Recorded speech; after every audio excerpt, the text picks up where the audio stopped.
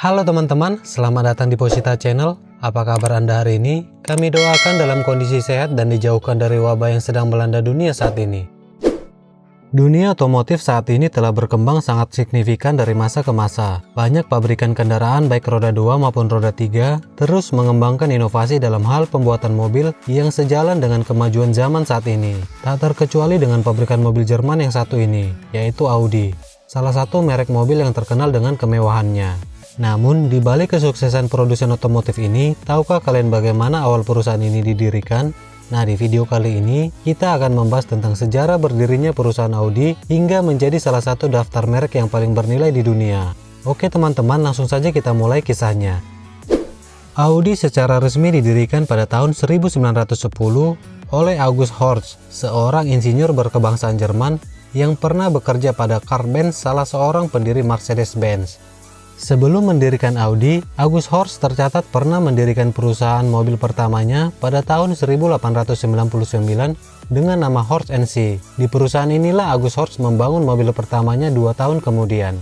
Setelah perbedaan pendapat dengan Dewan Pengawas perusahaan, Horch harus keluar dari usaha bisnis rintisannya dan melanjutkan untuk mendirikan pabrik mobil baru dengan nama Horch Automobile Works pada tahun 1909. Namun, nama Horch pada saat itu ternyata sudah didaftarkan dan dilindungi merek dagang oleh perusahaan milik August sebelumnya. August Horch kemudian harus membuat nama baru untuk perusahaannya. Ketika berdiskusi dengan Franz Fikenser, anak teman dekatnya tersebut mendengar perbincangan mereka dan ikut memberikan ide untuk nama baru perusahaan. Bukankah akan lebih baik jika menyebut Audi dibandingkan dengan Horch? Karena kata Horch sendiri dalam bahasa Jerman mempunyai arti mendengar, yang sama artinya dengan bahasa Latin yaitu Audi. Nama Audi pun akhirnya lahir menggantikan Horch. Mobil pertama yang diluncurkan dan diperkenalkan ke seluruh dunia adalah Audi tipe A Phaeton dengan mengusung mesin 4 silinder yang mampu menghasilkan 26 horsepower dengan kecepatan tertinggi 75 km per jam. Mobil tipe A ini hanya diproduksi sebanyak 140 unit di dunia. Alasannya, karena August Horch hanya ingin membuat mobil yang bagus dan kuat.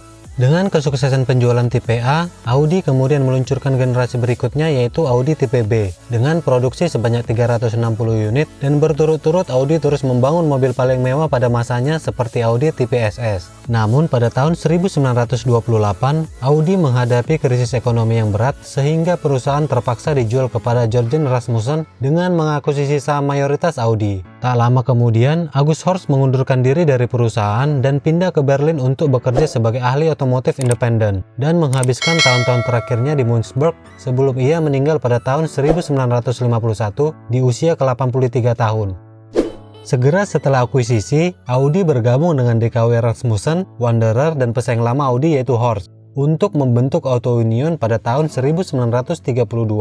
Penggabungan tersebut dilambangkan dalam 4 cincin logo Audi yang kita kenal saat ini. Lambang ini juga mirip dengan cincin Olimpiade, sehingga pernah terjadi gugatan oleh Komite Olimpiade pada tahun 1995. Namun, pengadilan memutuskan bahwa cincin Audi tidak ada hubungannya dengan cincin Olimpiade, dan kedua logo itu hidup dalam harmoni hingga saat ini.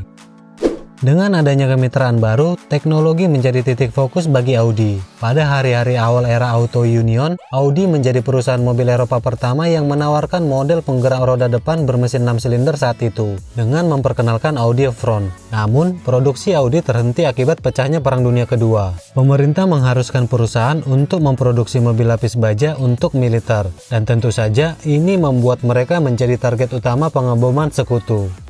Setelah Perang Dunia Kedua berakhir, Auto Union ini pernah dibeli oleh Mercedes-Benz pada tahun 1958.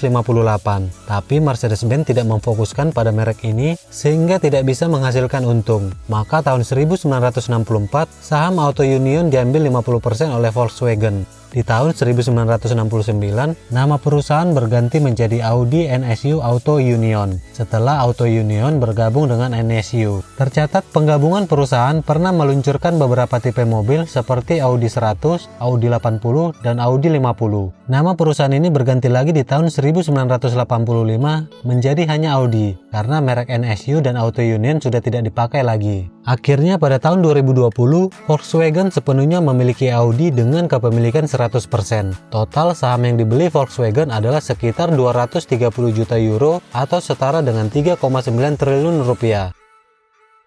Saat ini, Audi terus berkembang menjadi perusahaan yang sangat besar. Ducati dan Lamborghini adalah milik Audi juga. Bahkan Audi memiliki 7 pabrik di seluruh dunia yang masih memproduksi mobil-mobil Audi. Audi bersama dengan BMW dan Mercedes-Benz menjadi produsen mobil mewah paling laris di dunia. Baiklah teman-teman, sekian dulu video kali ini. Terima kasih karena sudah menonton. Semoga informasi yang kami berikan dapat menambah wawasan teman-teman sekalian. Jika kalian menyukai video informatif seperti ini, dukung kami terus dengan cara like, comment, dan subscribe. Nyalakan juga loncengnya agar tidak ketinggalan informasi-informasi menarik lainnya. Stay healthy dan bye-bye!